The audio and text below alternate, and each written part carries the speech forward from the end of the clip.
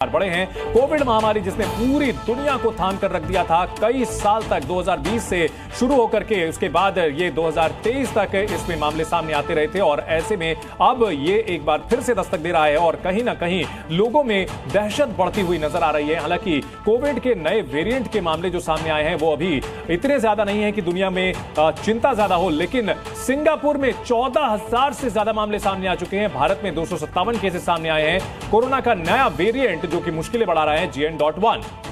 तो JN.1 corona का नया वेरिएंट सामने आया। कहां पर कितने केसेस सामने आए हैं, जी न्यूज आपको पूरी डिटेल बता रहा है। आप देखिए, सिंगापुर की बात करें, कोरोना के केसेस यहां पर बढ़ गए हैं, इनकी संख्या में भी इजाफा हुआ है, जिसका डेटा जी न्यूज आपको दिखा रहा था। 14,000 के आसपास केसेस वहां पर। हांगकांग का आंकड़ा भी बताएंगे। देखिए, चीन में भी इसकी दस्तक हो चुकी है, केसेस लगातार बढ़ते हो और इसी फहरिस्त में थाईलैंड भी शामिल हो गया है और भारत में भी 257 केसेस रजिस्टर हुए कोरोना के इस नए वेरिएंट के। तो चीन के वुहान से निकला यह वायरस जिसने पूरी दुनिया में लाखों लोगों की जान ली थी और अब देखिए जो सिंगापुर में मामले आए हैं वो 14,200 हैं और हांगकांग की अगर बात की जाए तो यहां पॉजिटिविटी रेट लगभग 14% है, यानी कोविड की रफ्तार थोड़ी तेज होती हुई दिख रही है और सिंगापुर में 30% की बढ़ोतरी हुई है, जबकि हांगकांग में 81 मामले गंभीर सामने आए और मुंबई में भी कई केसेस सामने आ चुके हैं। सिंगापुर में अस्पताल में 133 मरीज रोजाना भर्ती हो रहे हैं, जबकि हांगकांग की बात की जाए तो अब तक 30 लोगों की जान जा चुकी है।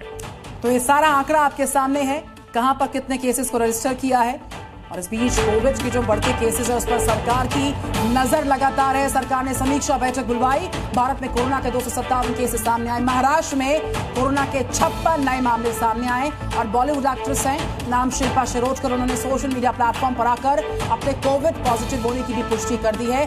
56 केसेस महाराष्ट्र में कोरोना के रजिस्टर हो चुके हैं। तो कोविड के मामले जिस पर सबसे ज्यादा केसेस सामने आए हैं, 56 मामले आ चुके हैं और सरकार की इस पर नजर बनी हुई है। स्वास्थ्य विभाग एक्टिव हो चुका है और हालात पर लगातार जो है नजर बनाए हुए है, लेकिन कोविड के एक बार फिर से दस्तक देने से पूरे भारत में कहीं ना कहीं अब चिंता का सबब निश्चित तौर पर बनता हुआ नजर आ रहा है। इस बार संक्रमण के लिए ओमिक्रॉन के नए वेरिएंट JN.1 और उसके सब वेरिएंट LF7 और NB1.8 को जिम्मेदार माना जा रहा है। ये वेरिएंट कमजोर इम्यूनिटी वाले लोगों पर अपना असर दिखा सकते हैं और किस तरीके से इसका असर हो रहा है, केसेस में इजाफा हो रहा है। और सीधे मुंबई जा रहे हैं Ankur Tyagi, over to you. जो कोरोना का नया वेरिएंट है, 257 केसेस मुंबई में रजिस्टर हुए हैं। इस नए वेरिएंट पर डॉक्टर्स किस तरह की एहतियात बरतने के लिए कह रहे हैं? क्या कोई एडवाइजरी सरकार द्वारा जारी की गई है महाराष्ट्र में?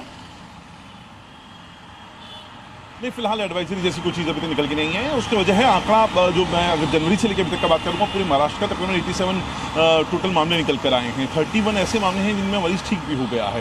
जो बाकी 56 हैं जो उनका घर पे ही इलाज हो रहा है या हल्के जो प्राथमिक जो उपचार केंद्र हैं वहाँ पर उनका इलाज किया जा रहा है, थोड़ा सा उनको क्वारंटाइन कर। तो स्थिति उतनी भयावह फिलहाल नजर नहीं आ रही है, लेकिन हाँ, एहतियात बरतने की जरूरत है। गवर्नमेंट अपनी तरफ से एहतियात बरत रही है और कोशिश की जा रही है लोगों को जो मैसेजिंग है, जो डिस्टेंस मेंटेन करने वाली जो पब्लिक प्लेसेस के अंदर और मास्क अगर कोशिश करें, अगर मास्क लगा सकते हैं तो लगाइए। तो अभी फिलहाल बहुत ही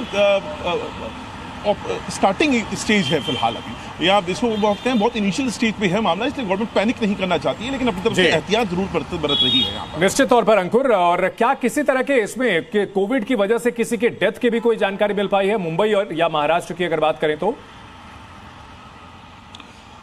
देखिए, मुंबई में जो KM हॉस्पिटल है लोअर परेल में, वहाँ पर 2 मामले हैं जिसमें जो दोनों संदिग्ध हैं कोरोना के, उनकी डेथ हुई है। लेकिन उनकी डेथ अभी तक जो ऑफिशियली हमने जो बात करी है हॉस्पिटल से, वो कोरोना की वजह से नहीं हुई है। दोनों में कोरोना वायरेंट था, दोनों उससे पीड़ित थे। लेकिन जो एक महिला है वो कैंसर पीड़ित थी और जो एक लड़की है 13 साल की, वो उसको किडनी का प्रॉब्लम था और उसकी वजह से उसकी डेथ हुई है। कोरोना की वजह से नहीं हुई, लेकिन दोनों को कोरोना था, ये अलग बात है। लेकिन फिलहाल अभी तक किस तरह की जो मौत का मामला कोरोना से जुड़ा हुआ निकल के नहीं आया। बिल्कुल अंकुर, निश्चित तौर पर स्वास्थ्य विभाग इस पर नजर बनाए हुए है। बहुत शुक्रिया पूरी जानकारी के लिए।